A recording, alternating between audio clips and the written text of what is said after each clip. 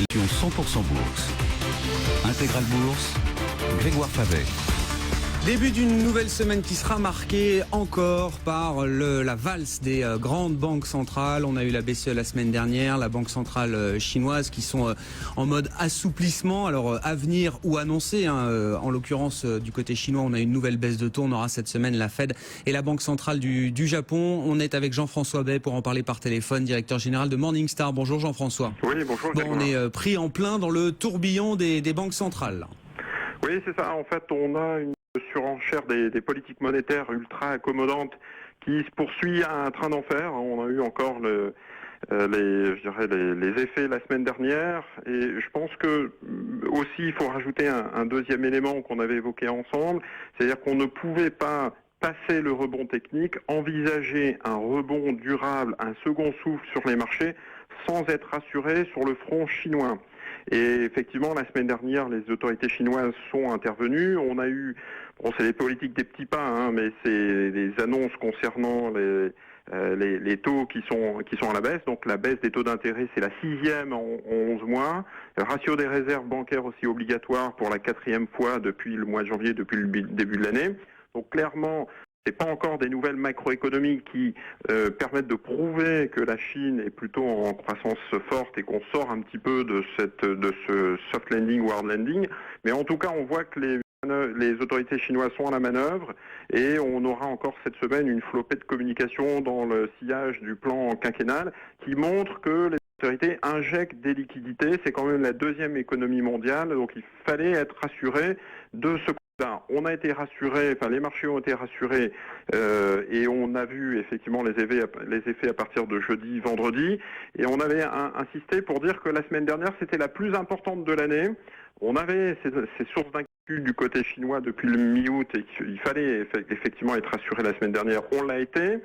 On a toujours ces politiques ultra accommodantes de la part des banques centrales. C'est la BCE en tête qui a communiqué Mario Draghi sur les possibilités de nouvelles mesures de soutien, et donc on a vu les effets sur les marchés, on y reviendra. On attendait sur le flanc macroéconomique l'Europe, on n'a pas été déçus, l'Europe et le monde en général. La France a sorti une croissance du secteur privé en octobre qui a été au plus haut depuis 4 mois. L'Allemagne a sorti des indicateurs sur les directeurs d'achat qui ont été bien orientés. L'Espagne et le taux de chômage qui est à la baisse est plus forte qu'attendu. La Grande-Bretagne et les ventes de détail. Le Japon et les PMI qui ressortent plus haut qu'attendu. Donc on a eu aussi ces nouvelles macroéconomiques qui ont été rassurantes. Et enfin, pour couronner le tout, le 4e élément, c'était les résultats trimestriels des entreprises un peu partout dans le monde. Aux États-Unis, on a commencé à avoir des nouvelles rassurantes d'Amazon et Microsoft, mais en France, c'était Kering et Havas, et un soutien de l'ensemble des valeurs exportatrices. Donc voilà, ce qui permet de sortir un petit peu du rebond technique pour s'engager sur un rebond un petit peu plus durable.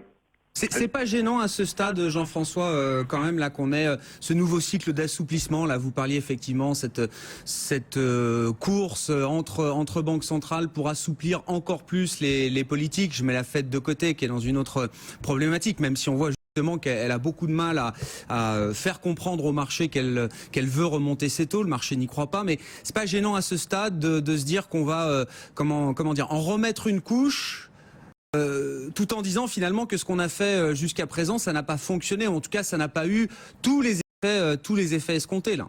Alors c'est sûr que la stratégie un peu pompier pyromane, on a tous en tête, j'allais dire, cette exubérance irrationnelle qui avait duré, pour ceux qui s'en souviennent, entre 96 et 2000, donc ça avait duré à peu près 4 ans, et on se souvient de la bulle sur les technologies normalement, donc c'est un genre de bulle sur les actifs financiers qui ne se transmet pas à l'économie réelle et qui donc à un moment donné éclate.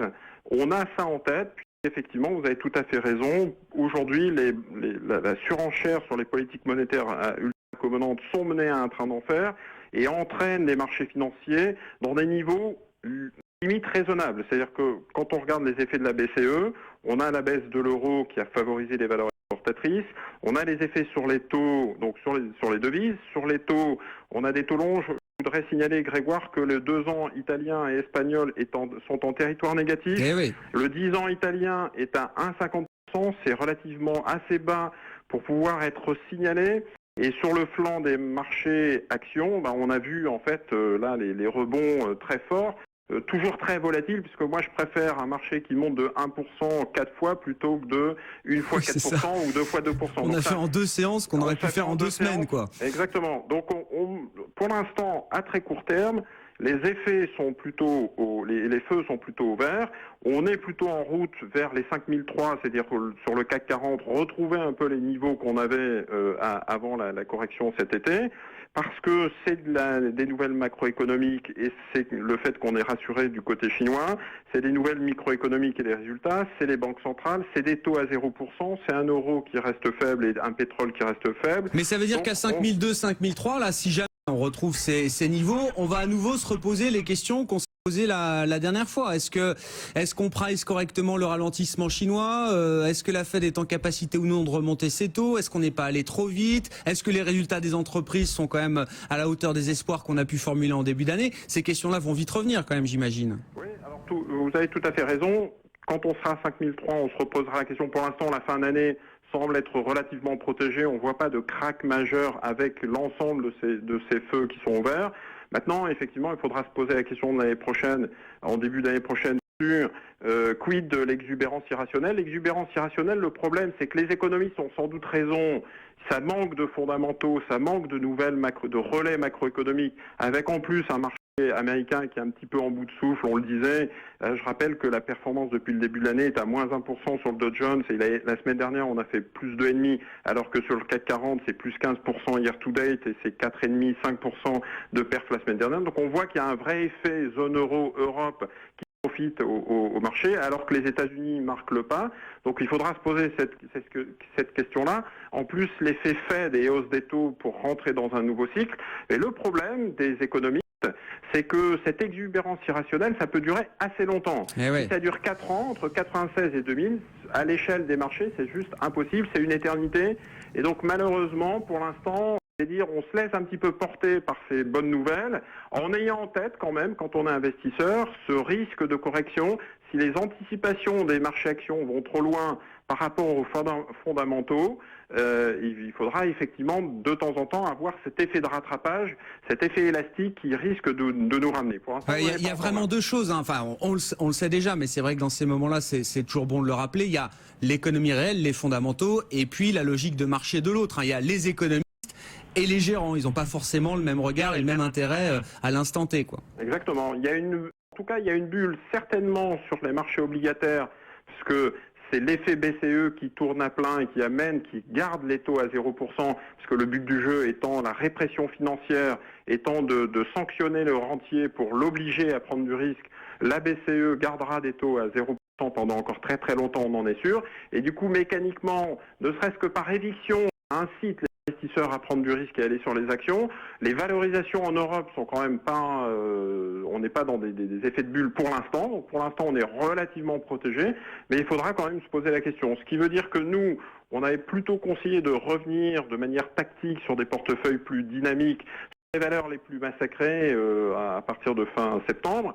Et sur des portefeuilles plus long terme, plus prudents, j'allais dire, de rester exposé sur les actions européennes défensives internationales.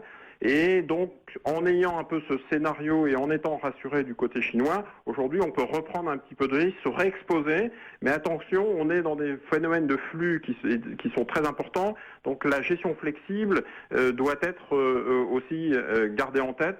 C'est-à-dire qu'on peut très bien recorriger au mois de novembre ou au mois de décembre. Donc il faut garder ça en tête et en tout cas ne pas paniquer et savoir qu'il faut subir parfois la volatilité. Mais c'est des questions, à mon avis, qui ne seront pas à court terme. C'est des questions plutôt moyen terme sur décembre, janvier.